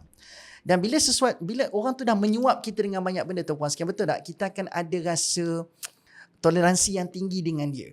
Sampai tahap tuan-puan sekalian, kita membutakan mata kita kepada keburukan-keburukan yang dibuat hanya semata-mata sebab dia dah sentuh perut kita banyak kali. Jangan boleh faham kan? Hanya semata-mata sebab dia dah banyak suapkan makanan-makanan dan minuman-minuman lazat ke perut kita tuan-puan sekalian, kita pun macam tak kisahlah kot dalam benda tu. Biasalah dia tu baik. Dia kan selalu bagi makan dan minum kepada aku. Tapi Allah kata jangan disebabkan perkara itu kamu membutakan mata kepada benda yang sudah pun jelas dan tak sepatutnya dengan apa yang mereka buat itu, kamu butakan mata dan kamu masih lagi mengambil mereka sebagai teman rapat. Dan apakah perbuatan-perbuatan yang jelas disebutkan oleh Allah yang mereka lakukan, tapi disebabkan mereka dah banyak sangat suap dan sogok dekat kamu tu, kamu butakan mata terhadap perkara tersebut. Yang pertama kata Allah, takkan kamu tak perasan orang yang banyak suapkan makanan ke mulut kamu, which means yang banyak menyentuh perut kamu tu tadi, mereka ni juga adalah orang yang tak berhenti melakukan kerosakan. Maksudnya apa? Dia always, tuan-puan sekalian, mendatangkan kemudaratan kepada sesuatu perancangan. Dia juga yang selalu merosakkan apa-apa yang anda nak capai, yang mana matlamat yang anda nak capai itu, semua dia menjadi punca kepada benda tu tak tercapai. So kamu nampak benda tu, kamu tahu dia tu punca, tapi sebab kamu bertasamuh, kamu berlapang dada, sebab atas dasar apa? Sebab dia dah banyak suapkan makanan-makanan dan banyak dah pergi dah ke perut anda tu. Dia tu baik, dia banyak belanja aku. Bahasa mudahnya, banyak belanja aku ni. Takkanlah kita tak boleh nak bertoleransi sebab dia jadi punca kepada matlamat kita gagal. Kamu sendiri nampak dia tu orang yang selalu menjadi punca kepada kegagalan matlamat kamu untuk dicapai. Itu satu. Yang kedua, dia ni suka melihat kesusahan kamu. Bila kamu tengah susah, dia kan suka. Dia mana ada turut berduka cita seperti mana kamu tengah berduka cita bila menghadapi kesusahan. Allah kata, waddu ma'anitum. Mereka ni suka untuk menyusahkan kamu. Takkan kamu tak perasan dia banyak suka susahkan kamu. Sebab dia jadi punca tadi. Lepas tu dia pula suka susahkan kamu. Dia suka bagi bencana, lepas tu kamu jadi susah. Bahkan dia suka pula buat benda tu. Wadu ni maksudnya adalah dia rasa puas. Dia rasa puas menyusahkan kita. Kita hari ni tuan-puan sekalian, kalau kita baik, kita rasa puas hati kalau kita boleh menyenangkan orang lain. Tapi tak, ni kes ni Allah kata jangan ambil sebagai teman rapat. Jangan kamu ambil sebagai pembantu orang-orang yang puas hati. Yang suka puas hati kamu tengah susah. Tu nombor dua. Takkan kamu tak nampak benda ni, takkan kamu butakan lagi mata. Dan yang ketiga kata Allah, dia menyatakan kebenciannya itu di lisan. Dia kata dia benci kat kamu secara lisan dekat mulut. Yang terpacu di mulutnya hanyalah kebencian terhadap kamu. Tapi Allah siap bagi tahu lagi, yang tu yang disebut dekat mulut, yang dekat dalam hati dia tu lagi besar daripada apa yang dikeluarkan dekat mulut tu tadi.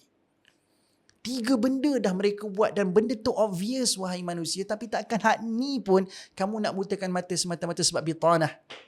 Dia dah kenyangkan perut aku, dia banyak dah bagi aku bonus, dia dah banyak bagi aku ni, takkan aku tak boleh nak tasamuh, takkan aku tak boleh nak berlapang dada. Tak boleh. Sebab tu Allah kata, dah sejelas ini kamu nampak tentang diri dia, maka tak sepatutnya kamu ambil dia sebagai pembantu. Itu pun, penutup Allah ni sangat power tau. Penutup Allah dalam ayat 108 ni. Itu pun kalau kamu nak gunakan. Kan? Sebab benda dah jelas. Jelas tu dah ada dah. Tapi kamu ada satu je benda yang telah menjadikan punca kamu tidak menggugurkan diri daripada pembantu kamu. Sebab kamu rasa sebab dia dah banyak berjasa untuk mengenyangkan perut kamu. Tapi Allah kata, kalau kamu guna akal, kamu berjaya linkkan apa yang jelas ni, aku rasa orang yang berakal dia tak akan ambil orang macam ni sebagai pembantu. Dalam bahasa lain yang kasarnya tuan-puan sekalian ialah, kalau ada lagi jenis manusia yang masih lagi mengambil orang yang buat 3 perkara tadi, iaitu suka mendatangkan tak berhenti buat rosak, yang kedua suka menyusahkan kita, yang ketiga menyatakan kebencian di lisan dan ada banyak kebencian dalam hati. Kalau ambil lagi orang yang buat 3 perkara ni, Allah kata ibaratnya macam, minta maaf sebutlah, tak berakal lah. Itu imbalannya. Ibarat tak berakal lah tuan-puan sekalian, masih lagi ambil orang yang nak membinasakan kita sebagai pembantu. Kalau kamu nak ambil pembantu, carilah orang yang akan boleh bertumbuh bersama dengan kamu dan support pertumbuhan kamu. Ni tidak, kamu ambil pembantu yang nak kamu ni binasa. Kan tak berakal tu. Sebut yang ada 4 huruf tu kan nampak lagi terasa kan. Tapi itulah hakikatnya. Itulah hakikatnya tuan-puan sekalian. Tapi daripada ayat ni tuan-puan sekalian, dia macam menyedarkan kepada kita, rupa-rupanya kita ni boleh nak berkawan dengan semua ni. Nak kawan dengan semua orang dipersilakan. Tapi untuk kita memilih seseorang yang kita nak percayai, mengendalikan strategi untuk nak menjayakan misi-misi besar dalam Islam sebagai contoh, yang ni kena selektif. Dia tak boleh asal kawan je. Tak boleh. Sebab tu kalau tuan-puan sekalian, contoh anda nak main bola sepak sekalipun, anda tak akan pilih semua kawan untuk nak join tim anda bila nak lawan dengan kampung sebelah kan. Betul tak? Ingat lagi zaman dulu tuan-puan sekalian, kita ada banyak distrik dekat taman-taman tu. So biasanya tuan-puan sekalian akan ada sesama taman yang akan berlawan bola sepak. So ikutkan dekat taman anda tu tuan-puan sekalian ada banyak kawan. Tapi untuk nak pergi lawan dengan pihak musuh masa tu, pihak musuh kan, nak kawan dengan taman sebelah, anda select tak? Adakah kata, siapa kawan saya, jom kita lawan bola, kita akan lawan dengan pasukan sebelah. Tak ada, anda tak akan guna tiket kawan. Dah anda tahu tuan-puan sekalian, dia ni selalu punca anda lolos, gol tu selalu masuk disebabkan mungkin dia tak berapa nak fit. Anda tak akan ambil dia tuan-puan sekalian untuk nak lawan dengan pasukan sebelah sebab ini maruah taman kita. Ini maruah taman kita. Anda akan select, aku nak kena cari orang yang fit untuk jadi goalkeeper. Kan? Aku kena cari orang yang lincah sikit untuk nak jadi defend. Aku kena cari orang yang betul-betul laju dan pandai menggelecek untuk jadi striker. Striker. Jadi nak kata tuan-puan sekalian, anda pilih bila ada misi. Jadi nak berkawan semata-mata untuk menyatukan silaturahim tidak menjadi masalah. Tapi bila ada agenda besar, tambah-tambah ini agenda Islam. Ini agenda yang melibatkan untuk memartabatkan Islam di tempat yang tertinggi. Maka ini kena selektif. Okay? Kena memilih tuan-puan sekalian. Okay? Jadi ini adalah satu tanda. Tapi tidaklah mengabaikan semangat silaturahim itu tadi. Tapi bila ada agenda, ada misi, carilah orang yang bertepatan untuk bersama-sama dengan anda dalam misi itu. Sebab salah pilih kawan, salah pilih pembantu, dia akan merencatkan misi-misi kebaikan yang kita nak lakukan pada hari ini tuan-puan sekalian. Jadi itulah sedikit peringatan daripada ayat 118. Sekarang kita pergi pada ayat yang second last daripada siri yang ke-12 ni, episod yang ke-12 ni tuan-puan sekalian, ayat 119. Bismillahirrahmanirrahim. ها أنتم أولئك تحبونهم ولا يحبونكم وتؤمنون بالكتاب كله وإذا لقوكم قالوا آمنا وإذا خلوا عضوا عليكم الأنامل من الغيظ وإذا خلوا عضوا عليكم الأنامل من الغيظ قل موتوا بغيظكم إن الله عليم بذات الصدور. Awaslah, kamu ini adalah orang-orang yang melanggar larangan.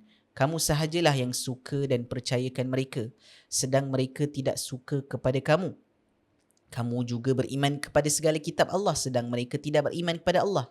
Dan apabila mereka bertemu dengan kamu, mereka berkata, kami beriman. Tetapi apabila mereka berkumpul sesama sendiri, mereka menggigit hujung jari kerana geram, marah kepada kamu. Katakanlah, wahai Muhammad, matilah kamu dengan kemarahan kamu itu. Sesungguhnya Allah sentiasa mengetahui akan segala isi hati yang di dalam dada. Okay, baik. Jika kita lihat di dalam ayat ini, ada beberapa pengajaran yang penting yang merupakan pengajaran yang kita perlu sentiasa ambil kira dan juga amalkan dalam kehidupan kita. Okay. Kalau kita lihat ungkapan yang pertama adalah ha antum ulai tuhibbunahum wa la yuhibbunakum. Ayat ini satu ayat yang menyedarkan umat Islam jangan jadi naif sangat.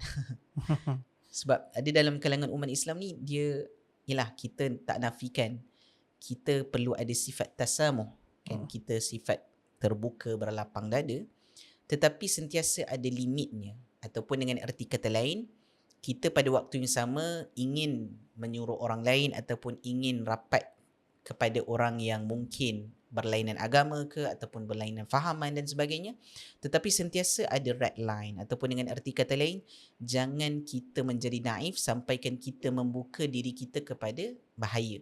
Okay? So kat sini Allah Subhanahu Wa Taala mengingatkan umat Islam, kan, sebab pada waktu itu umat Islam dikelilingi dengan bukan sekadar umat Islam tetapi ahli kitab, dan ada dalam kalangan juga mereka merupakan munafik, kan. So mereka ada juga sifat hostile towards the Muslims back then. So antara benda yang Allah Subhanahu Wa Taala menasihati bukan sekadar umat Islam pada waktu itu adalah kepada kita semua, adalah akan ada golongan yang pada pandangan kita mereka nampak seperti mereka meraihkan kita. Pada pandangan kita, mereka nampak macam mereka ni baik. Tetapi di belakang kita, apa yang mereka lakukan? وَإِذَا لَقُوكُمْ قَالُوا آمَنَّا وَإِذَا خَلَوْا عَدُّوا عَلَيْكُمُ الْأَنَامِنَ مِنَ الْغَيْظِ. Mereka bila mana bertemu dengan kita, mereka cakap beriman. Bukan sekadar itu. Mereka cakap, oh betul lah apa yang kamu cakap, betul lah. Mereka mengiyakan. So, umpamanya seperti kita cakap apa-apa saja, kami terima, kami okey sahaja, kan. Tapi di belakang kita, wa idza khalau antu alaikumul anamil minal ghaib. Dekat belakang kita ataupun dekat belakang umat Islam ni, dia tu memang, ataupun orang-orang Islam ni memang teruk, kan. Macam kita tak boleh percaya dengan dia orang. Dengan arti kata lain, mereka sedang membuat hasutan yang secara batin ataupun secara kita tak nampak, kan. So sebab itu Allah Subhanahu Wa Taala meletakkan ayat ini penting, wa tu'minuna bil kitabi kulli. Sebelum Allah explain tentang mereka ni sangat geram dengan kamu, kan, sebenarnya mereka beriman tapi sangat geram dengan mereka tak beriman dan sangat geram pada kamu, Allah ingatkan kepada orang beriman ni wa tu'minuna bil kitabi kulli. Dan kita belajar bila menjadi orang yang percaya kepada Al-Quran, bukan sekadar percaya, baca. This is also what happened during last time. Maksudnya dengan erti kata lain, umat-umat terdahulu pun berdepan dengan situasi ini, iaitu orang yang mengaku Islam ataupun orang yang mengaku baik-baik dengan Islam, tetapi sebenarnya mereka ada perancangan yang lebih besar, iaitu untuk menghancurkan Islam itu sendiri. Dan sebenarnya mereka sedang ada sifat marah terhadap umat Islam.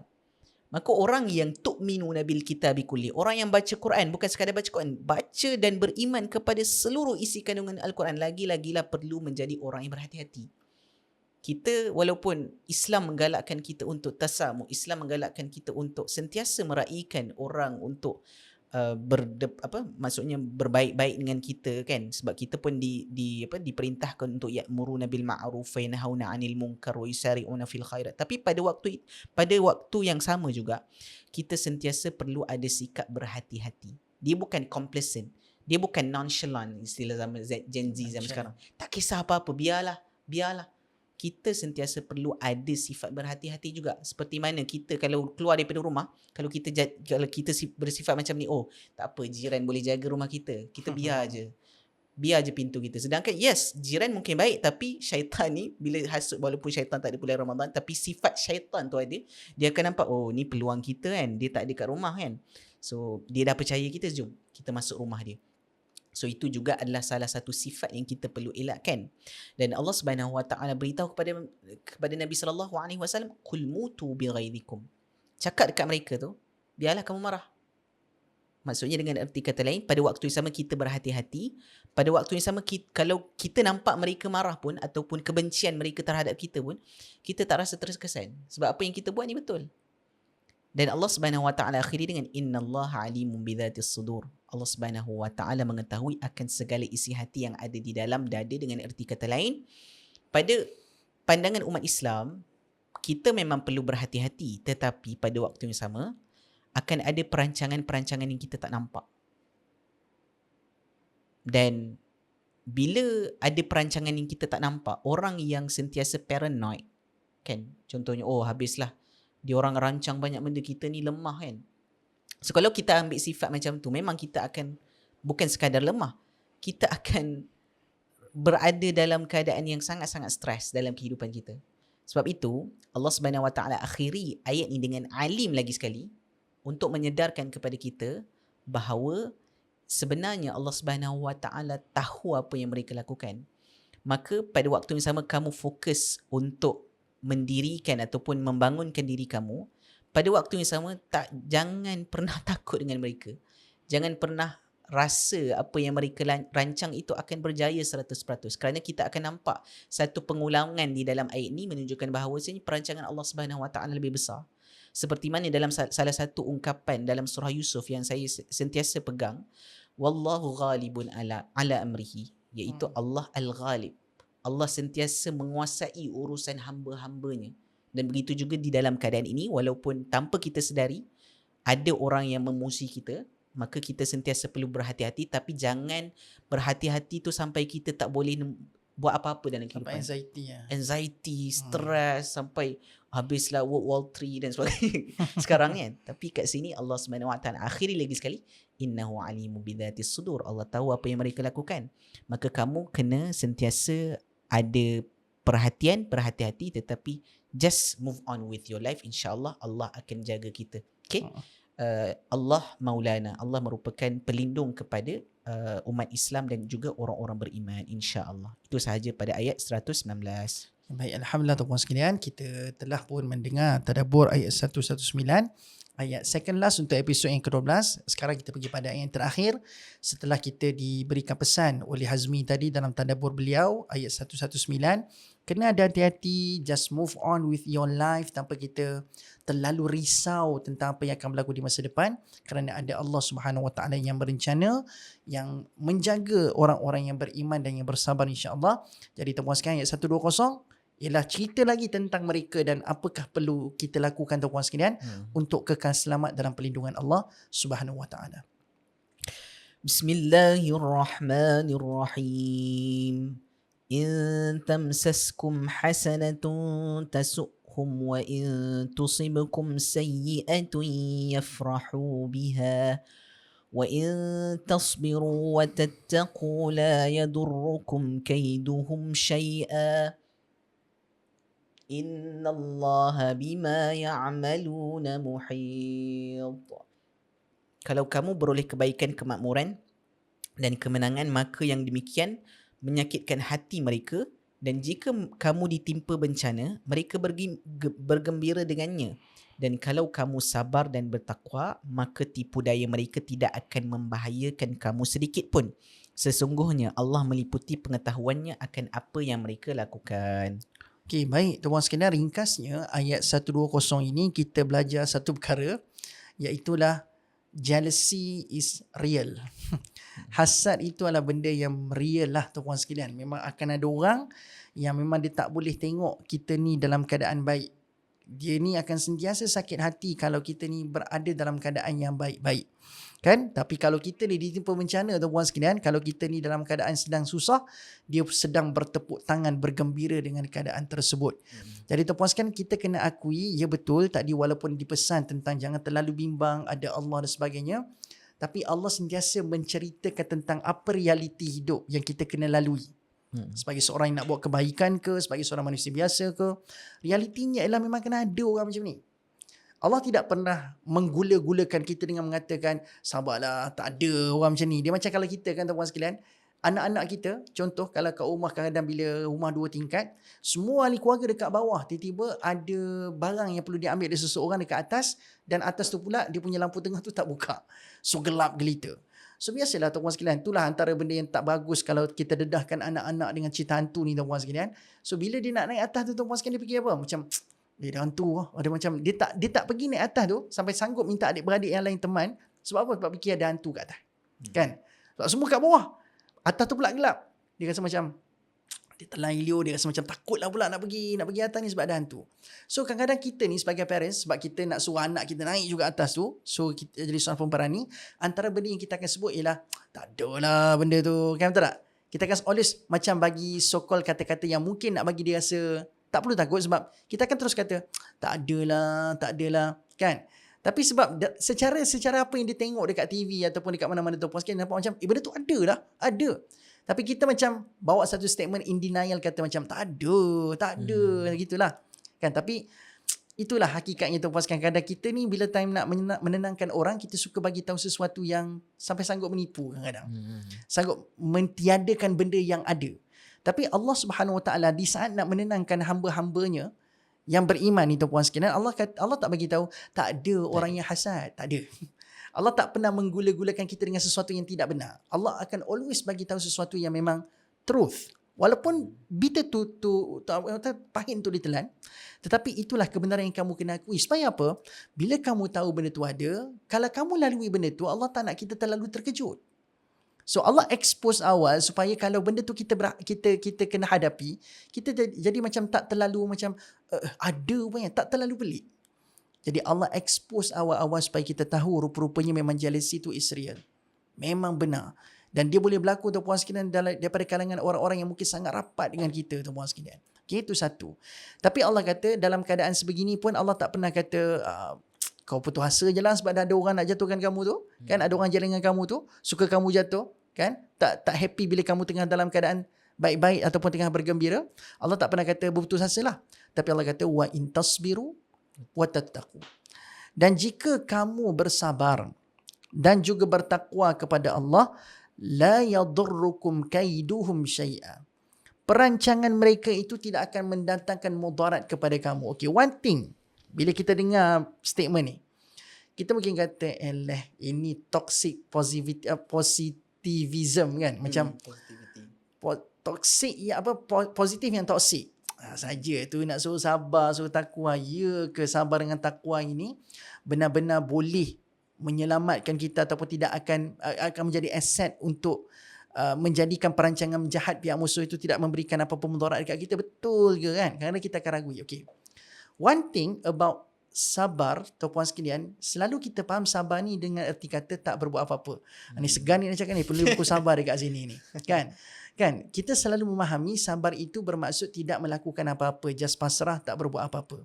Tapi tuan-puan sekalian nak tahu tak? Bila anda do right things properly and tersusun, itulah juga sabar. Maksudnya apa? Anda tidak terlalu cepat melatah dengan situasi. Anda atur strategi. Anda susun langkah. Bukankah itu tanda-tanda orang yang sedang bergerak dan bertindak dengan sabar?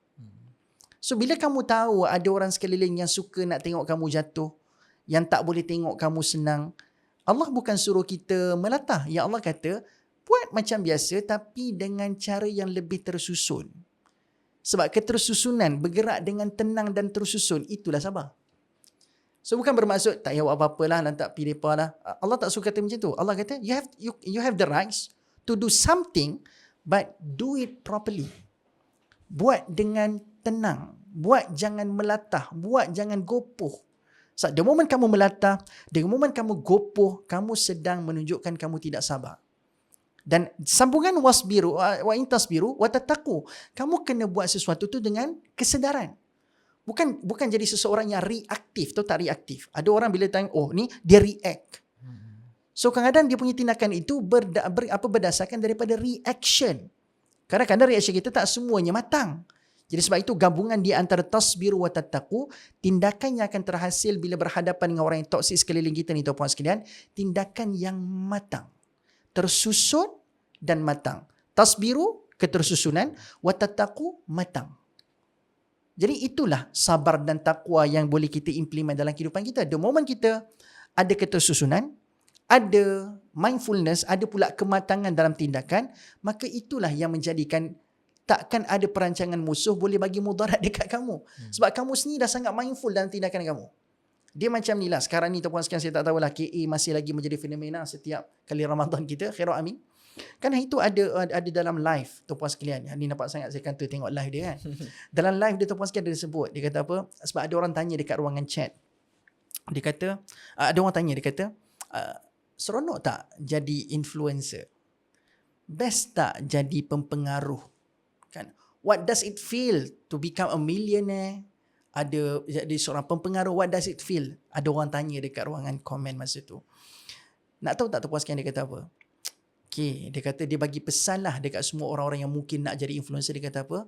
One thing you have to know about being an influencer is kamu kena sedar yang bila mana kamu setapak keluar daripada rumah, akan ada orang sekeliling kamu yang memang ada usaha nak menjatuhkan kamu. You have to admit that. Tak semua orang dekat dunia ni tengok kejayaan kamu dia rasa macam okay aku kena support lagi, kena. Tak semua orang macam tu. Ada orang yang memang dia nampak kita keluar dari rumah, dia tengah tunggu kita nak buat silap je tuan-puan sekalian. Kan? Dia tengah tunggu kita buat silap. Sebab apa? Bila kita buat silap tu, dia sempat tu jadikan sebagai asbab untuk menjatuhkan kita di khalayak. So apa yang dia pesan, dia kata apa? So bila saya menyedari benda tu dan saya tidak sentiasa memberikan angan-angan kosong kat diri saya kata macam semua orang sayang saya, semua orang sayang saya. Masalah influencer ialah dia merasakan semua orang sayang kat dia. Dia terlupa untuk memikirkan yang akan ada haters, yang akan ada yang membenci dia. Macam Arsenal sekarang ni tuan-puan sekalian tengah top of the table sekarang ni Arsenal. So tak, macam saya bergembira sebab saya penyokong Arsenal, tapi akan ada penyokong MU yang bitter. Chelsea di sini yang tengah berduka cita sebab kalah. Yang kalah baru-baru ni tuan-puan sekalian. Jadi nak katanya memang kena sedari benda itu. So bila kita sedar tentang benda itu tuan-puan sekalian, kita akan jadi orang yang tasbiru wa tattaqu. Sebab sedar tentang ada orang yang sentiasa menunggu peluang untuk kita buat silap. Jadi bila kita ada ketersusunan dalam pergerakan, itu sabar dalam konteks sekarang ni. Bukan bermaksud duk cokoh tak buat apa dia. Bukan duduk diam tak berbuat apa-apa. So plan your action properly. Dan ada mindfulness dalam tindakan. So kamu akan selamat. Inilah gerak langkah seorang yang ada tasbir wa tattaqu yang takkan mendapat mudarat daripada tindakan pihak musuh, perancangan pihak musuh. Sabar itu aktif bukan pasif. Dalam buku dia. Penulis buku sabar tu dah tulis, dah sebut ada tu. Sabar itu aktif bukan pasif tuan-puan sekalian. So ini antara benda kita boleh pelajari. Dan penutup ayat ni tuan-puan sekalian, sesungguhnya Allah meliputi pengetahuannya akan apa yang mereka lakukan. So akhirnya tuan-puan sekalian, yang meliputi dalam segala di dalam setiap gerak-geri itu ialah Allah, bukan kita. Semindful mana pun tindakan kita, setersusun mana pun tindakan kita tuan-puan sekalian, yang paling meliputi dalam segala takdir itu ialah Allah Subhanahu Wa Taala, bukan kita. So kita boleh mengawal dalam kawalan kita, tetapi yang mengawal sebenar-benarnya, yang meliputi sebenar-benarnya, yang mengetahui sebenar-benarnya ialah siapa? Allah Subhanahu Wa Taala. Jadi tuan-puan sekalian, itulah sedikit tadabbur untuk ayat 120 surah Al-Imran. Alhamdulillah tuan-puan sekalian, lebih kurang 1 jam setengah juga Hazmi kita pada hari ini kita bersiaran, dan saya nak ucapkan terima kasih tuan-puan sekalian. Saya tahu it's not that easy for every day kita luangkan 1 jam setengah, tapi inilah tuan-puan sekalian usaha untuk kita mempelajari sesuatu yang baik daripada Al-Quran. Siapa sangka tuan-puan sekalian, surah Al-Imran yang bukan selama ni dalam radar kita, tapi Ramadan ini kita memilih untuk kita bawa dalam radar kita untuk difahami. Dan it's a good things to do in this month tuan-puan sekalian. Mudah-mudahan ada keberkatannya. Dan di akhir kata tuan-puan sekalian, jangan lupa subscribe Tadabbur Plus. berkali-kali saya nak ajak tuan-puan sekalian untuk perkara ini supaya tuan-puan sekalian kita sentiasa ada satu benda yang push kita untuk belajar lagi lepas ni. Sebab lepas habis Ramadan tuan-puan sekalian, Tadabbur Center mungkin tak ada dah lagi siri yang sekonsisten ini. Isnin Jumaat pukul 9.30 pagi ada siri Asyarah ni.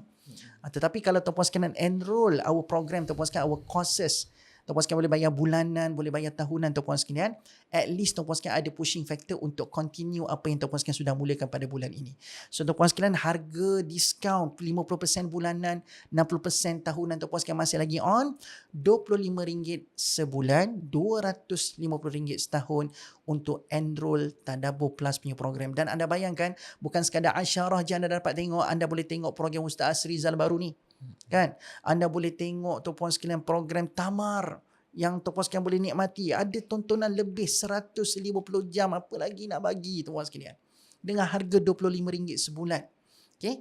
So inilah ruang untuk kita dapat safe space untuk kita bersendirian dengan Al-Quran tuan-puan sekalian. Mudah-mudahan insya-Allah bermanfaat untuk semua. Jadi tuan-puan sekalian, cepat-cepat daftar sementara promosi masih lagi ada sebelum dikembali kepada harga asal 50 dan harga asal tahunan RM600. Jadi terima kasih semua tuan-puan sekalian yang sudi menonton, yang tinggalkan komen, yang share, yang like. Mudah-mudahan bermanfaat dan anda semua mendapat keberkatan daripada Allah, termasuk saya berdua dekat sini. Tuan-puan sekalian, 12 episod dah. Tinggal lagi 8 episod lagi. Tuan-puan sekalian, doakan kami. Okay, doakan kami. Saya nak cuti sekejap tuan-puan sekalian, satu Ahad ni. Isnin nanti tuan-puan sekalian kita akan jumpa lagi dalam episod yang ke-13. Last week 13 sampai pada Jumaat tu. Lepas tu ada 3 hari lagi tuan-puan sekalian untuk kita habiskan. Bukan 3 hari lah, total 8 hari lagi lah. InsyaAllah tuan-puan sekalian kita akan habiskan siri Tadabbur Asyarah kita di bulan Ramadan. Sehingga berjumpa lagi tuan-puan sekalian. Aqulu qawli hadha wa astaghfirullahal azim li wa lakum. Assalamualaikum warahmatullahi wabarakatuh.